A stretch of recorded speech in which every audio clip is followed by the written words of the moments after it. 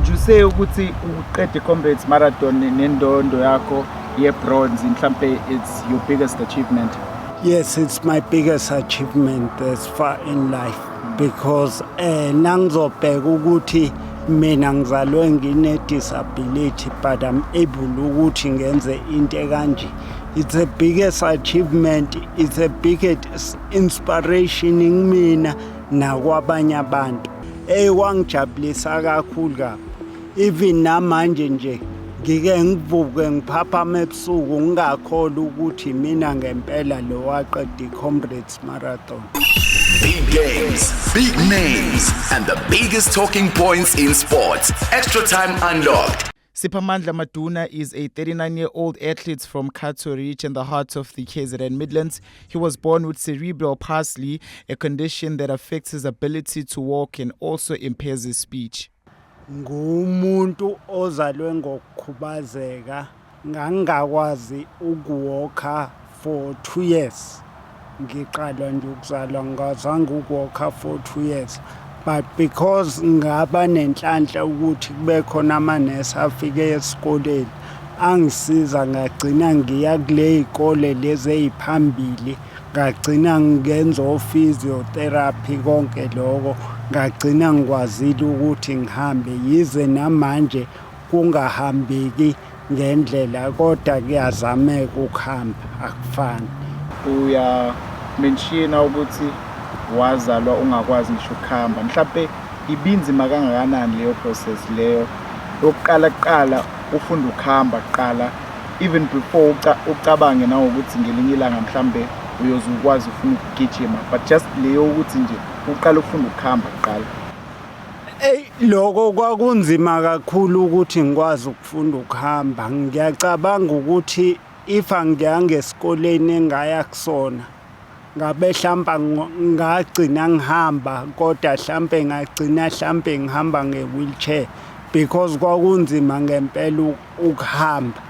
Angakakhulumi ngokugijima ngisakhuluma nje ngokuhamba ukuthi kwakunzima ngoba at one stage abazali bami babetshene ukuthi abangise esibhedlela bethi abayiboni inkinga ekhona kumina kodwa bazongihlinza mhlambe nase bengihlinzile bazoyibona inkinga ukuthi yini ngingakwazi ukuhamba. Kwasiza umkhulu ke wathi umkhulu if ngingenamhlinza ngeke aphinda akwazi ukuthi ahambe. So iyona challenge le enganginayo nje kakhulu. Isiphi leso sikole igama laso nanokuthi bakusiza kanjani? Okay, ngiqala ukufunda ngafunda eMandla Akhe Primary School. Kwathi kuJuni kwafika amanesi ezo-assess ingane. I recommend ukuthi acela ukuthi ngiye esikoleni ekuthiwa ise-Harding Special School ngoba isikole esifunda ingane ezifana nami ezinama challenges acisha afana. So ukufunda khona ngakwazi ukuthi ngithole labantu abafana njenge-physio. I-physio yayisiza ngalendlela leyo ukuthi ngangiba ne-session nayo njalo ngihambe ngifundisa khona ukuhamba ngibambelele ensimbini ngiloke ngifunda khona. So through ukufunda khona ngangiqhubeka ngisizwa kuzo zonke izinto even kwakukhuluma kwami kwangenjena ngikhuluma into engazwakali but through ukuthi wenza izinto ezifana no speech and drama ngagcina ngikwazile ukuthi ngi-improve nasekukhulumeni. So uyawamenshina wonke lama challenges owabhekana nawo kodwa wagcina usuwanqoba.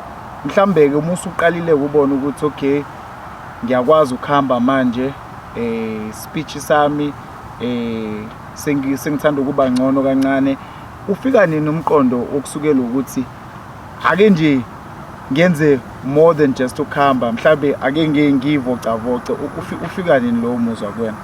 Lokho kokugijima kufika kumina nangitshena omunye umngane nami ethi unomngane amaziyo owayengangami ngaleso sikhathi bese ngu-34 ngiya ku-36. So umuntu one-disability once i-weight yasinda ugcina esehamba nge-wheelchair amathuba bamaningi. So wathi umngani wami angaqale ngijoyine i-gym ngoba ngizojoyina i-gym mhlawumbe inyanga eyodwa noma eziwu-2 ngishiye phansi ngigcine sengikhokhela ubala. Angeke ngijoyine nje ukugijima emgaqweni. Ngaqala ngagijima kanti ngenhlanhla ngizothi ngithi ngiyagijima kube khona abantu basendaweni la eCato Ridge abavula i-club. So ngaqala nami ngayimisela ngayilolonga kanye nabo ngajima kanye nabo. I-Comrades Marathon umjaho onzima enkolo ukuthi emhlabeni it's up there with the best races ama-marathon akhona.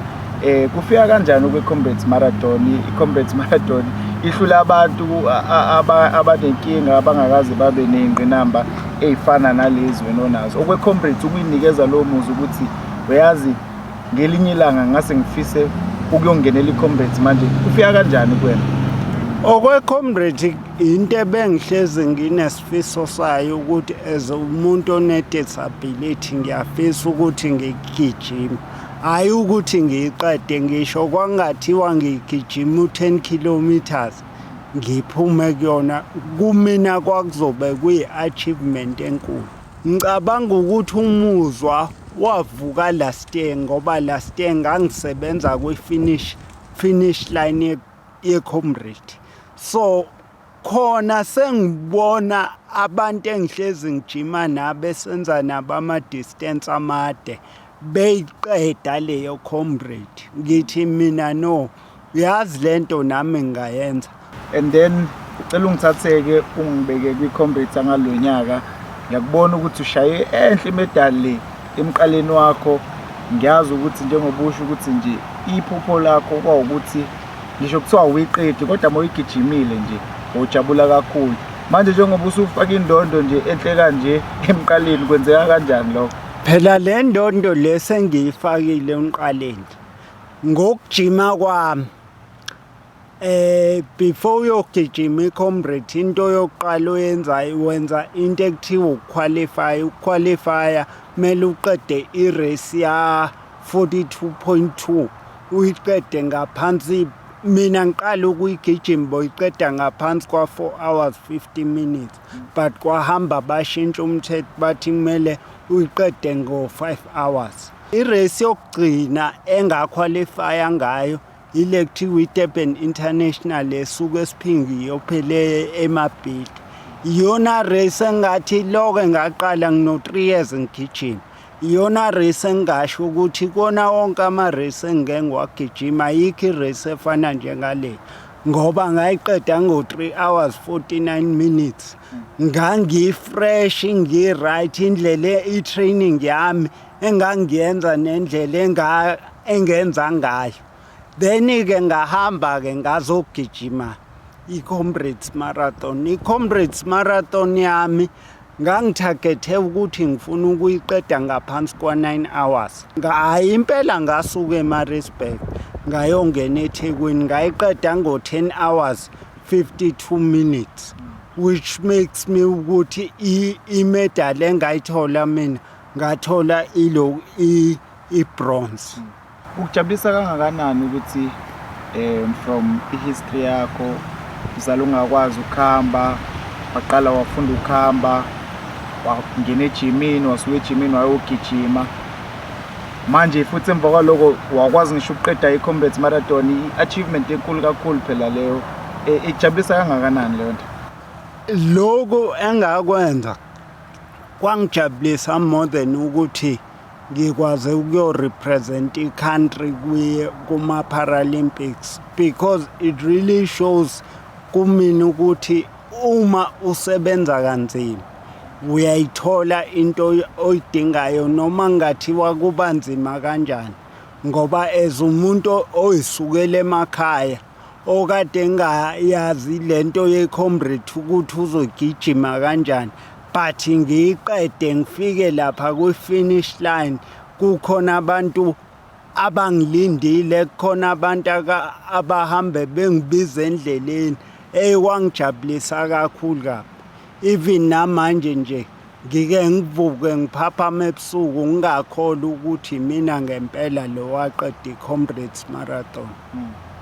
Would you say ukuthi uqede i-Comrades Marathon nendondo yakho ye-bronze mhlampe it's your biggest achievement? Yes, it's my biggest achievement as far in life because nangizobheka ukuthi mina ngizalwe ngine-disability but I'm able ukuthi ngenze into kanje. It's the biggest achievement, it's a biggest inspiration kimina nakwabanye abantu. Yes. Mhlambe what would be your message to omunye umuntu mhlambe ozalwe nokukhubazeka okuthize mhlambe kuthiwa ngisho akufani ngokwakho but umuntu oyitshela ukuthi yena mezalwe nokukhubazeka ayikho into ayokwazi ukuyenza, ungabe uthini umyalezo wakho kulowo muntu? Umyalezo wami kulowo muntu ukuthi kumele aqale akholelwe kuyena ngoba na ungakholelwa kuwena abantu ngebaze bakholelwe kuwena but kumele kube wena okholelwa kuwena ukuthi leyo nto ofisa ukuyenza uzoyenza. Once waqala wakholela kuwena uzosondeza abantu abakholelwayo kuwena, kodwa na ungakholelwa kuwena uzosondeza labantu abangakholelwa kuwena.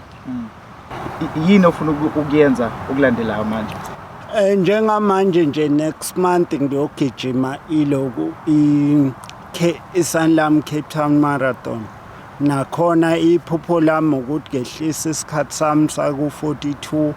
Then next year ngiyokwenza i-back to back kwi-Comrades Marathon. Nakhona futhi ukuthi ngiyohlisa isikhathi sami ngiqede comfortable i-Comrade. But iphupho lami elikhulu ukuthi ngibe u-green number. Green number kuchaza ukuthi ngifisa ukuthi ngiqede kawu-10 i-Comrade. So that nami ngizobhalwa lapha kwi-Wall of Fame for i-Comrade ukuthi ngeke ngayiqeda kawu-10 and possibly ngibe umuntu wokuqala one-cerebral palsy okwazile ukuthi ayiqede i-Comrade 10 times. Mhlambe ngiyazi ukuthi ama-challenges maningi especially njengoba nawe uphila nokukhubazeka kanje. Yini mhlambe oyidingayo ekutheni ezokwenza ukuthi amaphupho akho achieveke comfortably? Ngiyazi ukuthi sometimes kube izinto zokutrainer, nutrition, mhlambe yini oyidinga kakhulu?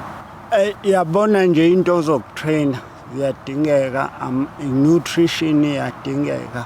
Amateko kuyiwona engizo-emphasize kakhulu ngoba amateko i-most oyithole kona ukwazi ukutrain about 800 kilometers lilodwa.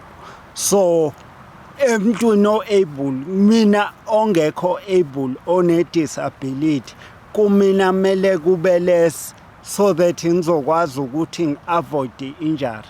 Yingakho njengoba kade ngisho kuwena ngithi isikhathi esiningi spenda like grounding ngoba grounding ngiyazi ukuthi ila ngi-avoida khona ama-injuries than ukuthi ngiye emgaqweni. So ngicabanga ukuthi i-challenge leyo i-challenge ye-nutrition, i-challenge yamateku, i-challenge yezinto zokugija esoyigqoka nasigijima, nokuthi kuye kube khona ama-race office ukwa-attend but ujike ushawa ama-funds. Yabo njengamanje ngiyafisa ukuthi ngiyogijima on different provinces. Ngiyafisa ukuthi ngiyoyigijima i-Two Ocean one day but uma ngingakabi nayo i-support i-Two Ocean iyoba i-challenge kakhulu kumina ngoba kungcono kuyi-Comrade kanginabantu ababehamba bengigadile ngaze ngayoqeda.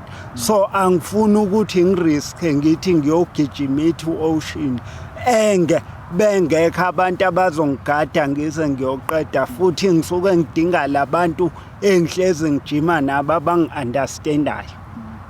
Yes. Okay, mhlambe nje sezivala imuphi nje mhlambe umyalezo ongathanda ukuthi udlulise emphakathini, mhlambe ukubagqugquzela, ubakhuthaze ekutheni akukho kungenzeki? I mean sesibonile ngawe overcoming adversity since umncane, sumdala manje, still usakwazi ukuthi u-achieve amaphupho akho futhi usafuna ukuqhubeka uphokophele phambili? I think mina into ebalekile ukuthi umuntu kumele akholelwe kuyena yokuqala. Eyesibili ukuthi leyo nto afuna ukuyenza kumele aphuma ahamba ayoyenza. Like for instance, nawufuna ukugijima ngeke kube lula. Njengoba nje kade ungibona before senze le interview ukuthi ngigijime almost for 3 kilometers. Lo 3 kilometers at one stage kangithi nangugijima ngiqede ngihambe ngiyolala. Kungenzeki lutho kodwa today sengiyakwazi ukuthi ngugijime ngibe right ngikhululeke. So give yourself isikhathi na ukuthi ufuna ukujima.